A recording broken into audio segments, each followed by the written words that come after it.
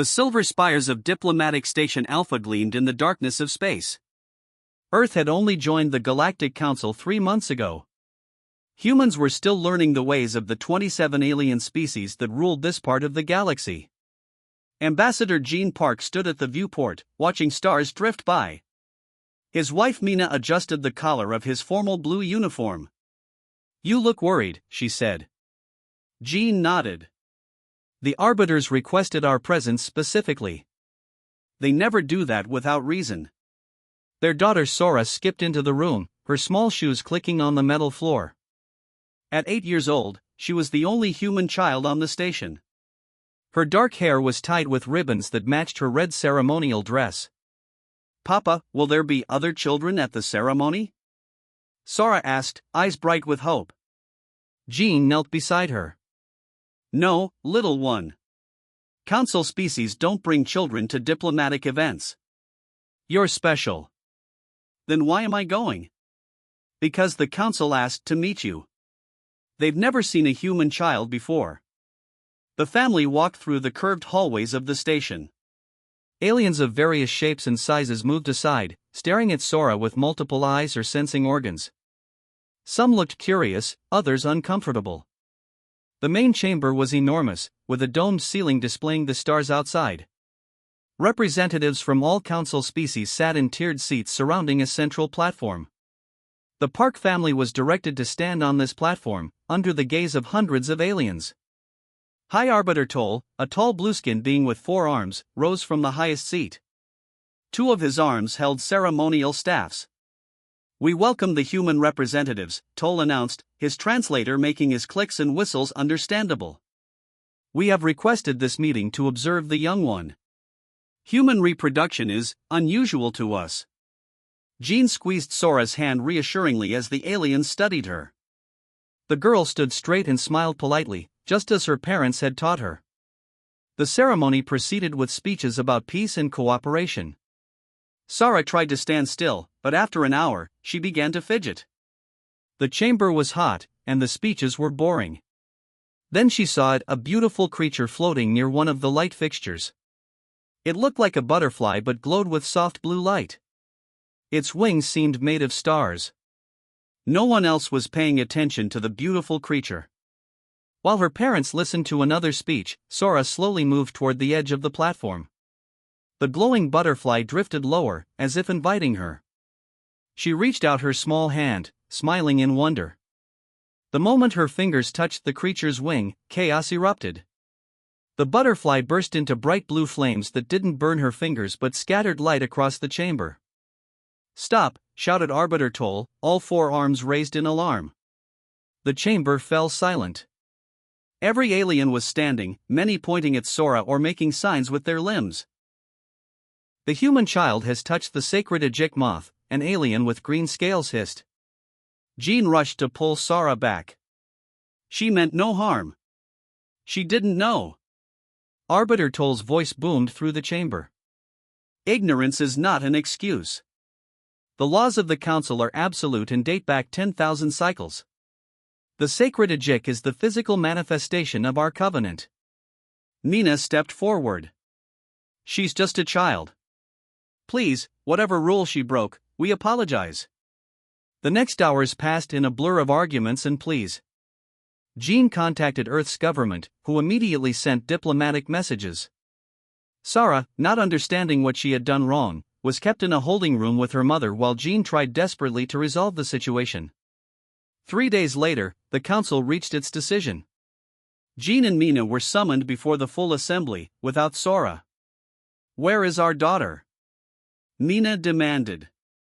Arbiter Toll looked down from his high seat. "The council has reviewed the case with careful deliberation. The human child violated our most sacred law by touching the Ajik moth. This offense carries only one punishment." "No," whispered Gene, suddenly understanding the gravity of the situation. "No, you can't." "The sentence has been carried out," another arbiter announced. "The council considers this matter resolved." Mina collapsed to her knees. "What do you mean, carried out?" "The child's existence has been terminated, as our law demands." We granted mercy by making it painless. The silence that followed was broken only by the sound of Mina's scream. Jean stood frozen, unable to believe what he was hearing. You executed our daughter? For touching a butterfly? His voice was barely audible. Justice has been served according to laws that have kept peace for millennia, Toll stated. We expect Earth to respect our traditions if they wish to remain in the Council. A small device was handed to Jean.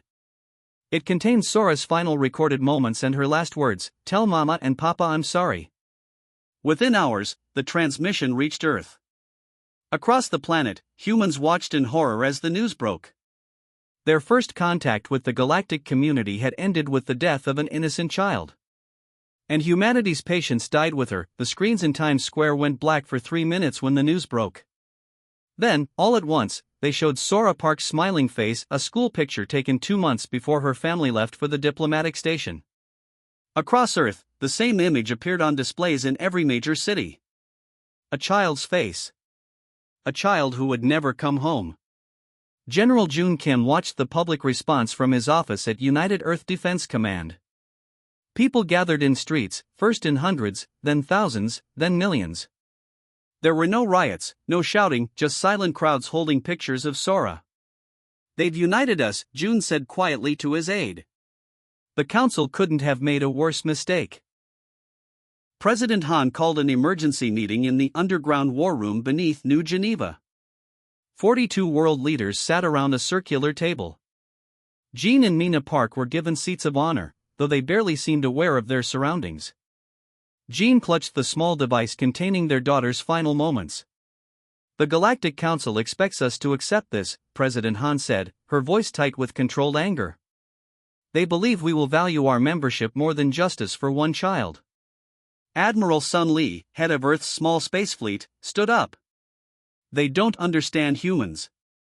They don't understand what it means to hurt our children. What are our options? Asked the European Union president. Their technology is centuries ahead of ours.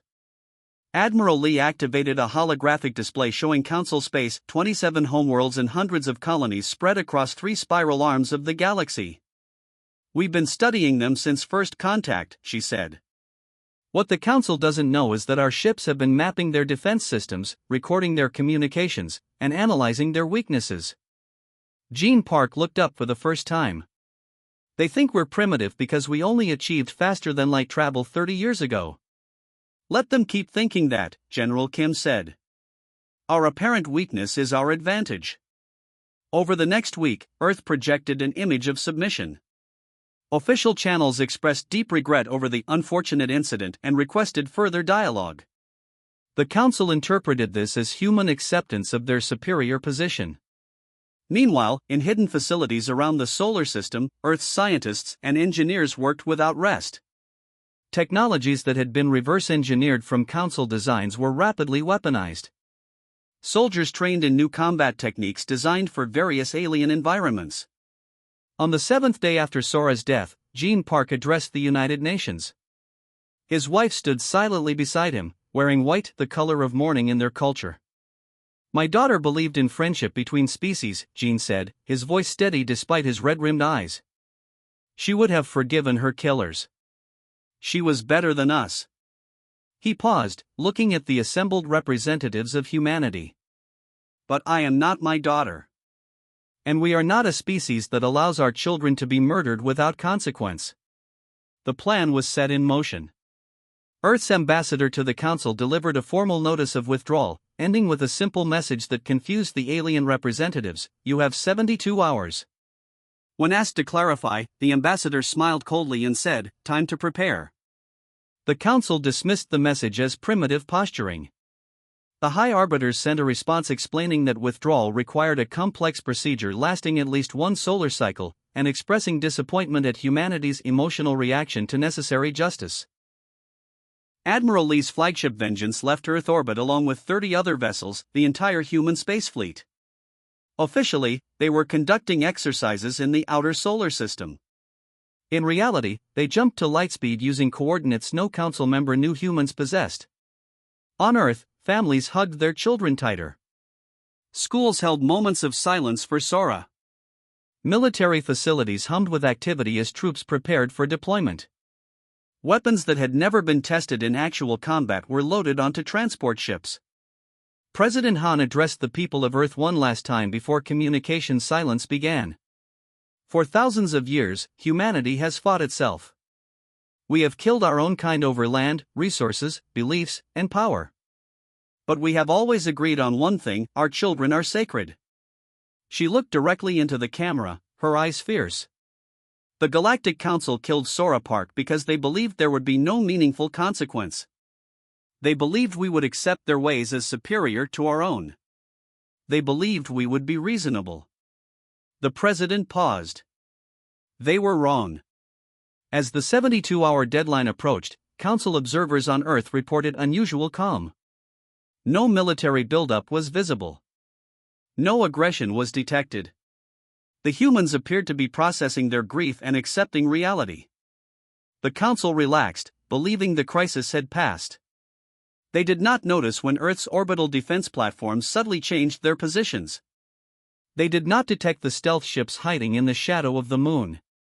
They did not intercept the coded transmissions being sent to ships that shouldn't have existed. And they had no idea that humanity was about to show the galaxy why you should never harm a human child. Exactly 72 hours after Earth's message, the Council's primary defense network experienced what they initially thought was a minor glitch. Across 17 systems, alert screens flickered and reset. The technical team on Arbitrum Prime, the Council's central world, ran standard diagnostics. Probably solar interference, said Chief Monitor Trock, his scaled fingers tapping at controls. The network will correct itself. It didn't. Instead, every security protocol the Council had established over 3 centuries suddenly failed. Defense satellites around Council worlds went dark. Communication between military bases cut off.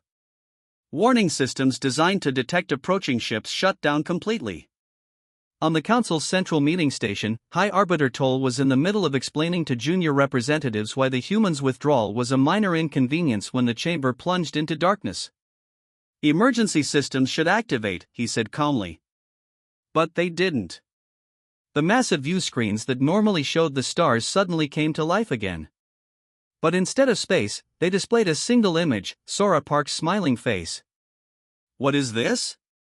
Toll demanded. His answer came as the station shook violently. Through the windows, they could see ships appearing out of nowhere, human ships that had somehow masked themselves from all detection. Admiral Sun Lee stood on the bridge of the Vengeance, watching as her fleet took position around the Council station. All targets acquired, reported her weapons officer. The Council's shields are down. Fire warning shots, Sun ordered. Close enough to scare them, not to kill. Precision beams of energy flashed past the station windows, missing by meters. Inside, Council representatives from 27 species panicked, many seeing human ships for the first time. How did they get here? How did they bypass our defenses? Shouted a representative from the Marek species. Toll had no answer.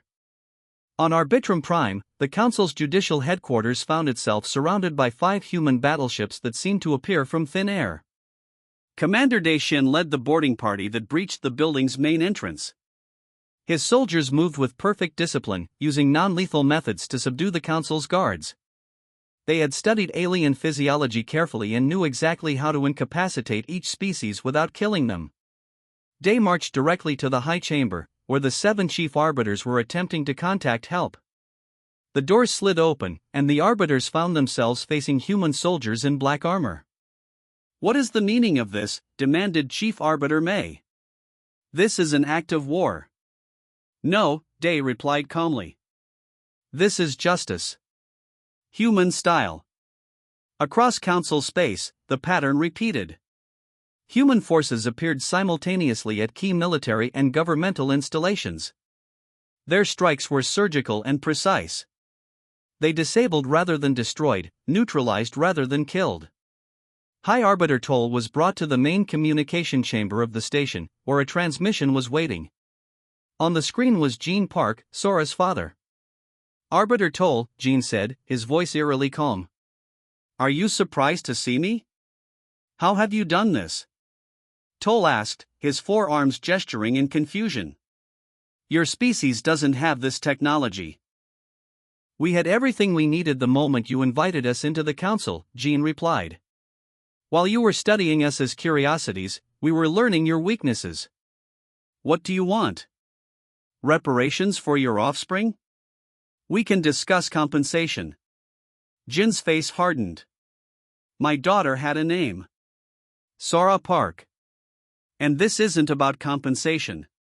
This is about making sure no species ever again suffers what we have suffered. On Arbitrum Prime, Commander Day's team seized the Council's judicial archives, records of every ruling they had made over thousands of years. The data revealed an uncomfortable truth: the Council had executed members of other species before, always citing their ancient laws as justification. Send this to every world in Council space, Day ordered. Let everyone see what their leaders have done. 3 Council species immediately declared neutrality after reviewing the records. They'd had their own grievances with the Council's justice system but had never dared to speak out. The Thrall Imperium, the oldest Council member, ordered its mighty fleet to crush the human insurgents. But when their ships attempted to jump to lightspeed, they discovered another surprise: humans had somehow infected their navigation systems with a virus that rendered faster-than-light travel impossible. High Arbiter Toll was brought to Admiral Sun Li's ship. He had expected torture or execution. Instead, he found himself in a comfortable room with a single screen. Before we discuss terms, Sun said, there's something you need to watch. The screen showed footage from Earth: children playing in parks, families eating together, people from different nations working side by side.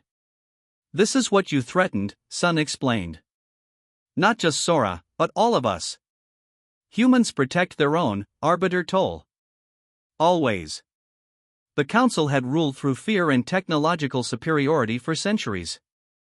In just one day, humans had shattered both advantages. The galaxy would never be the same. As night fell on Earth, President Han addressed her people: the first phase is complete.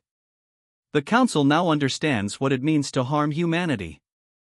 The war had only just begun. 3 months into the conflict, the Council finally realized they were facing a war unlike any in their long history. Humans didn't fight like other species. They didn't follow expected patterns or respect traditional battle formations. They appeared suddenly, struck critical targets, and vanished before proper responses could be organized. In the Grand Strategy Room on Thrall Prime, General Zith slammed his armored fist on the holographic display, causing the map of contested systems to flicker. How are they doing this? He demanded of his advisors. They are outnumbered 10-1. A tactical analyst with translucent skin gestured at the attack patterns. The humans fight irrationally. They ignore valuable targets to strike seemingly random locations. What the Council forces hadn't yet realized was that humans were targeting something more valuable than territory or resources: they were dismantling the Council's reputation for invincibility. On the colony world of New Centauri, a human strike team led by Captain Min had just disabled the planet's main communication relay. As they withdrew to their stealth ship, Min paused to activate a small device. Within minutes, every display on the planet began showing the same footage: Sora Park's final moments before the Council's execution, followed by images of other species who had suffered similar fates over the centuries. Let them see who they're really serving, Min said as his team departed.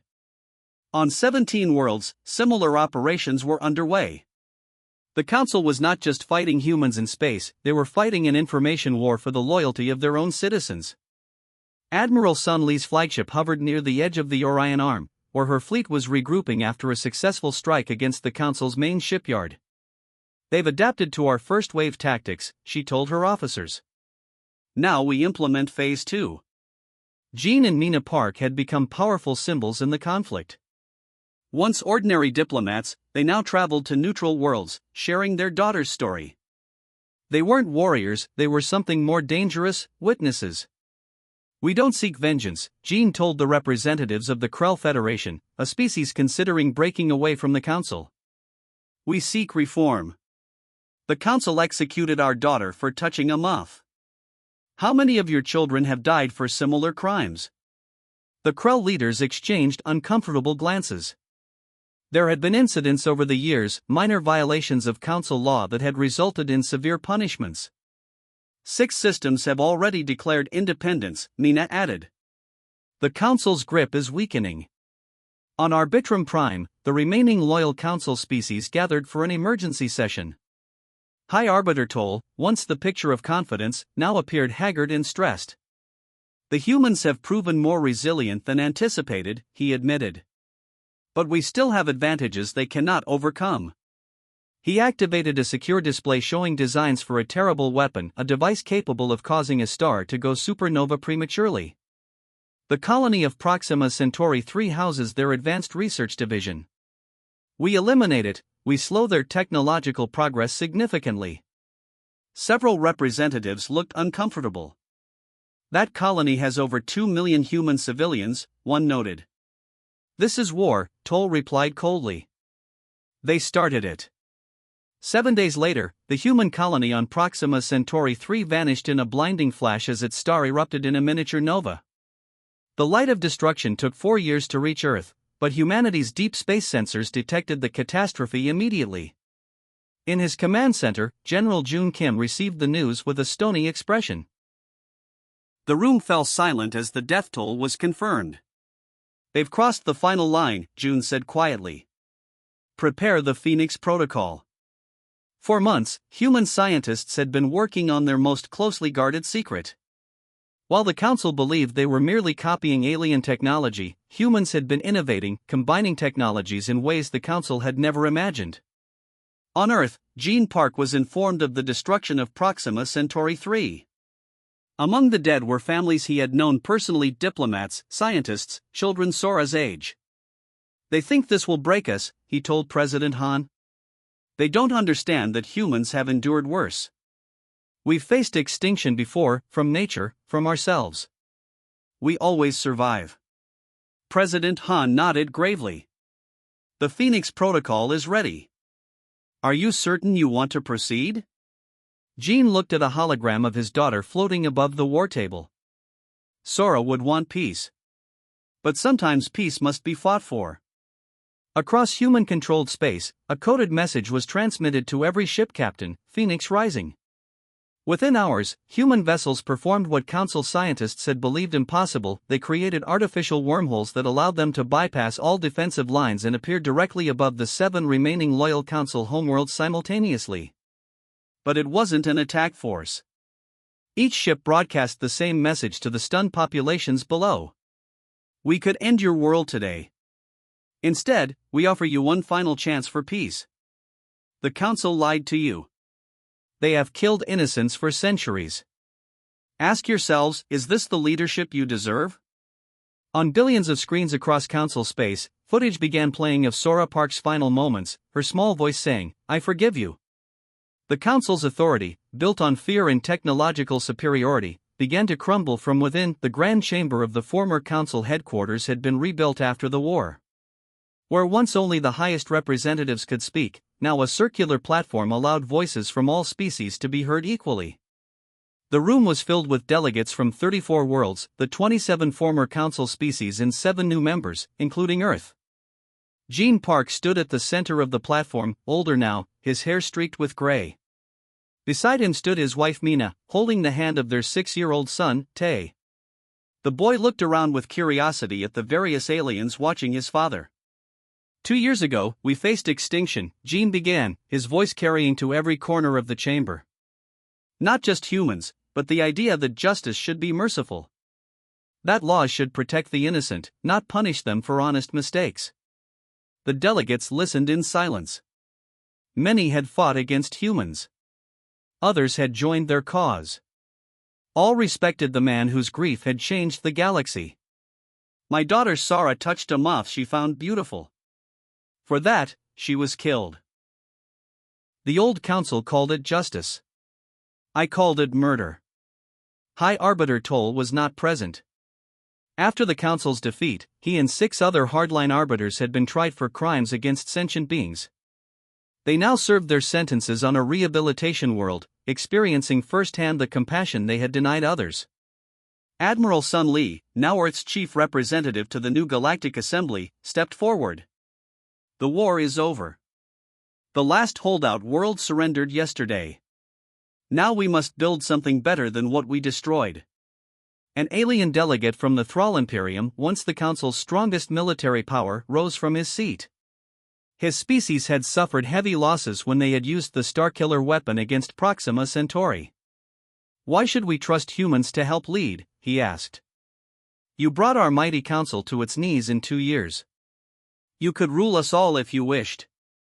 Jean looked at the delegate calmly. Because we know the price of power without compassion. We have seen what happens when laws are valued more than lives. Little Tay wiggled free from his mother's hand and wandered to the edge of the platform, where a small garden had been planted. There, among flowers from a dozen worlds, grew a special plant from Earth, a butterfly bush. As the delegates watched, a small glowing creature similar to the ajik moth landed on a flower near the boy. The chamber went silent. Some delegates reached for weapons, remembering the war that had started with a similar scene. Tay looked at the moth, then back at his parents. Jean gave his son a small nod. Hello, Tay said softly to the moth. You're pretty. My sister would have liked you. The moth's wings glowed brighter, as if in response. Then, to everyone's surprise, it fluttered over and landed briefly on the boy's outstretched hand before flying away. A murmur spread through the chamber. According to ancient beliefs, the ajik moth chose who it touched. For thousands of years, only arbiters had been chosen. The past cannot be changed, Mina said, her first words to the assembly. Our daughter is gone. Millions died in the war that followed. But the future can be different. On the main display behind them appeared the draft of a new galactic charter, the Sora Accords. Its first article established that no child of any species could be sentenced to death for any crime. Its second article required all member worlds to respect the developing minds of young beings. Tomorrow, we vote on these accords, Admiral Lee announced. But today, we remember why they matter. At her signal, the lights dimmed. In the center of the chamber, a hologram appeared, a garden on Earth where a statue stood. It showed a young girl reaching toward a butterfly, her face alight with wonder. At the base was written in multiple languages, Sora Park. May her memory guide our justice. One by one, delegates from all 34 worlds approached the hologram and placed symbolic tokens. Flowers, crystals, light orbs, at the base of the statue. Even the Thrall delegate, his species responsible for millions of human deaths, came forward with a ceremonial blade that he laid down as a sign of peace. As the ceremony concluded, Jean felt a presence beside him.